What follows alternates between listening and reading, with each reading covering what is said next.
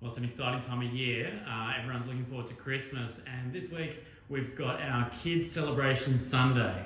It's a routine that we started last year, wanting to have an opportunity at the end of each year to be with the kids, to hear what they've been doing at Kids Church this year, to give them a Christmas gift, and to be together as the body. And hopefully that's going to be a really exciting time, something to look forward to. And no doubt all the kids are finishing up school and seeing the Christmas decorations up around town are elevating their excitement levels. But as we approach Christmas, there's often a variety of feelings. There's sort of exhaustion at generally the end of a long and busy year. There's sort of the franticness of trying to organise presents and catch-ups and Christmas occasions. There can be the obvious excitement of holidays and being able to see loved ones whom we haven't seen for a while. But sometimes in the midst of everything, there's sort of an underlying fear because often Christmas brings about things that really confront us. Often Christmas elevates relationships that aren't quite right. And so maybe they're not quite right because on a previous Christmas celebration, someone said something they probably shouldn't have, or something that they regret, or the old slip of the tongue, or there's that empty seat of the person who's no longer invited because there's been a relationship breakdown.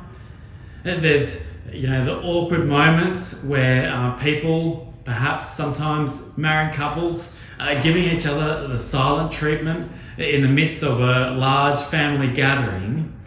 And sometimes Christmas highlights both our greatest yearning to be with our loved ones, but also our greatest pain, the fact that relationships aren't right. And in the midst of relationships and how important they are, what is central so often are the words that we speak, the things that we say or that we fail to say, the way in which we say things. As we're approaching Christmas this year, there's the usual array of mixed emotions. But I think there's something different about 2020, isn't there? You see, 2020 has been the year where we've been forced to reassess why we do what we do. And so often in the lead up to Christmas, it's all about what's happening. It's got the calendar out, trying to make sure there's no clashes of events.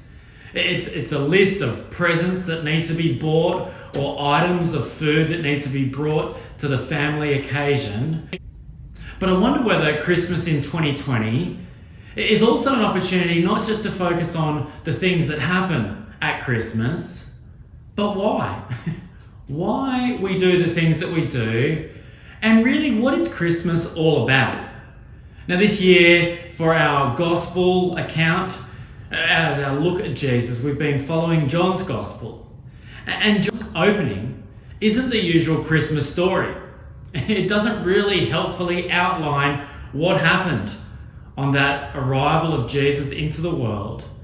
And his focus is actually on what Christmas means. It's not so much about how the Christmas story is told or unfolds, but what is actually happening under the surface. So that's what we're going to focus on together now. What Christmas really means. And in the year of 2020 that has forced us to reassess why we do what we do, as we take a moment to look at what Christmas really means, we also might reevaluate how we celebrate it. So we're just looking at one verse over the next 3 weeks. The Word became flesh and dwelt among us. And today we're really going to focus on the first bit of that. The Word, God, as we see wider in John chapter 1, Jesus. The rest of John 1 shows us is the description of this Word became flesh. Now, the Christmas message is this, that Jesus is both fully God and fully man. Now let's just try and stop and sit with that for a moment.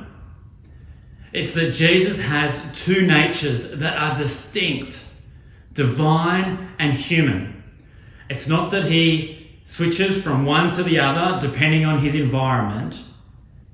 Two natures, in one person. Jesus is always fully God and always fully man. Now, if we try and work out the biology of it, it doesn't make sense because there's nothing to compare it to.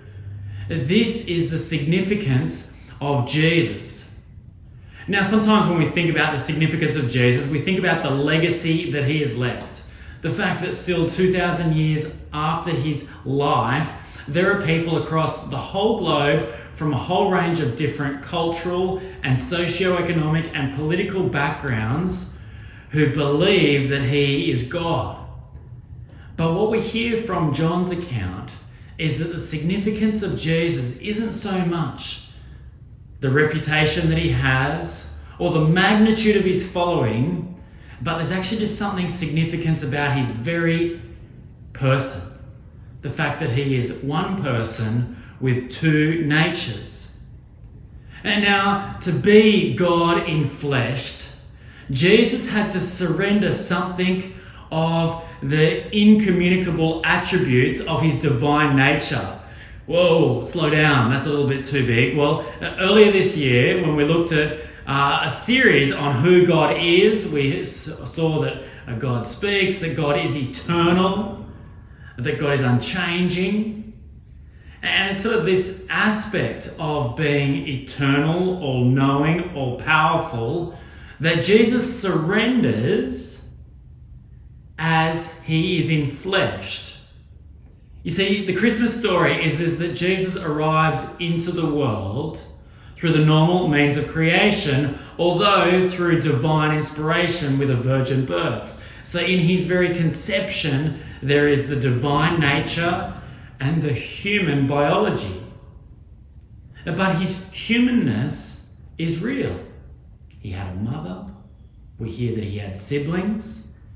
He had to learn. He physically grew. He slept and he worked. He ate and he drank. He had friends. He had family. Jesus has not changed from being God to become a human.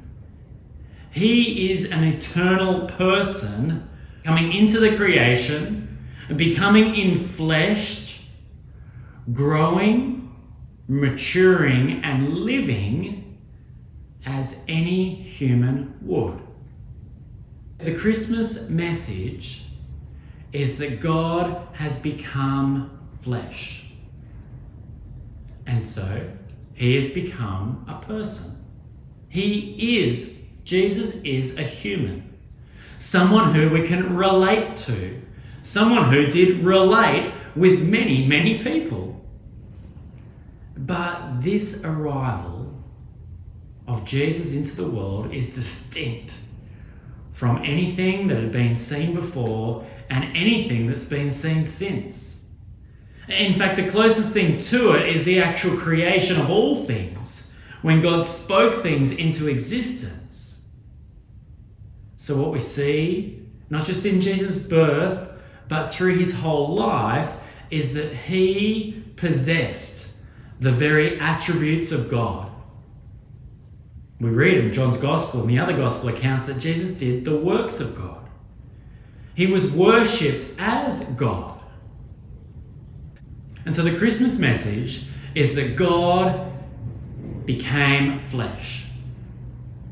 And this means three things. Firstly, that he's revealed himself. Secondly, that God is vulnerable. And thirdly, that humans matter. Firstly, to think about God in flesh, meaning that God has revealed himself. Well, Jesus is God's self-expression. We know that you only really know someone when you've spoken to them. It's not enough to sort of see some celebrity at a concert or on a sporting field or just walking down the street. It's not really enough to sort of say that you know them if, like me, when you were growing up, you used to love getting autographs, or for the modern day, getting a selfie. It's not enough just to have heard. It's about being able to speak and interact with someone. Because God has become flesh, God moves from being a mystery to someone who is knowable. This distinct and specific revelation by which God wanted to communicate not just to a group of people at a particular place in a particular era, but it was the means of God to reveal himself to the world across time. God becoming flesh isn't something that could be repeated on a century cycle or once a millennia.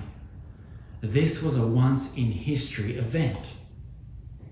And so secondly, God becoming flesh means that God has actually become vulnerable. For Jesus to be fully man meant that he fully experienced life.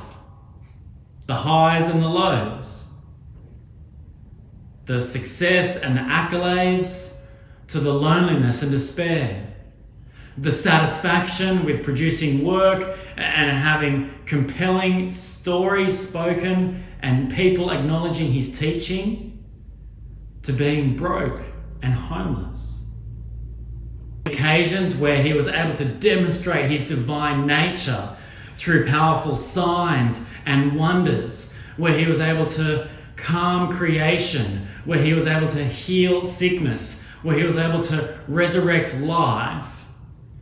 Jesus also demonstrated the human nature of surrendering his will to his Father's. And so because Jesus has become flesh, we know that God has become at some level vulnerable, and that he has lived in this messed up world that we live in. That there are situations that God can truly identify and empathize with us. And thirdly, because God has become flesh, we are convinced that he has validated humanity as significant. The creation and human life matters to God. That's why Jesus was God becoming flesh. It validates that God hadn't given up on his creation despite its failures. You see, the Christian message isn't just some logical argument. It's actually a revelation of a person. Jesus lived a life in perfect obedience to his Father's will. And so this validates that God's expectations that he had previously revealed to his chosen people were actually obtainable, were actually realistic, or actually the means by which we could be in sync with our created purpose. And Jesus' perfect obedience to the will and the standard that God had established meant that he became qualified to be a substitute for those who failed to meet the mark. And so what Christmas means is that God became flesh. And because he became flesh, we know that God has revealed himself, that God has made himself vulnerable for us, and that God validates life. And so this is the Christmas message. But like we mentioned that Christmas can sometimes be hard, it's not just contained to that, is it? It's not just Christmas time when the tragedies occur, relationships fracture, or we fail. Life in itself is hard. And so this message that God has become flesh is at the heart of the Christmas message, but it's actually the good news that God gives to the world to deal with and manage life. You see, we know that when life gets hard, having someone who gets alongside us and understands our situation, who empathizes with where we're at, we know that that makes the difficult situations better. Whether it's talking to someone on the phone, catching up for a coffee or going for a walk, someone who listens but also understands what we're going through, who can walk alongside us, is of great comfort. And so the Christmas message that God has become flesh is the good news is that God is fully qualified to walk alongside us.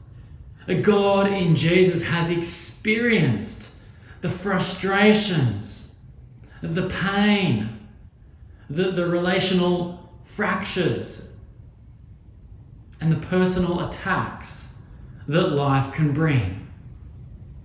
But we also know that when life is hard, it's important to have someone who is strong by our side.